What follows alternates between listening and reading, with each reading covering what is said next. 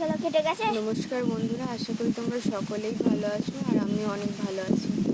অনেকদিন পরই কিছু ভিডিও নিয়ে চলে এলাম, কিছু কথা বলি। কালকে আমাদের মা বাড়িতে পুজো ছিল, কালী পুজো, তো তার জন্যই এখানে আসা। আর এসেছি বলতে আমি, মা আর ভাই।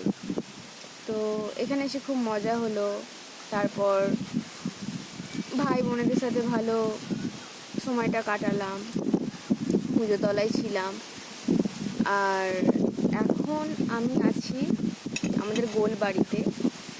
আর গোলবাড়িতে আমি একা নেই, আমার মামার ছেলে মেয়ে সবাই আছে। তবে এই ভিডিওতে কিছু কিছু জন হয়তো আসবে না, কারণ তারা ভিডিও অতটা পছন্দ করে না আর লজ্জাও পায় প্রথমত। আর কিছু কিছু জন আসবে, চলো আমি তাদেরকে দেখাই আমি এখানে কি করছি আর তারাও কি করছে।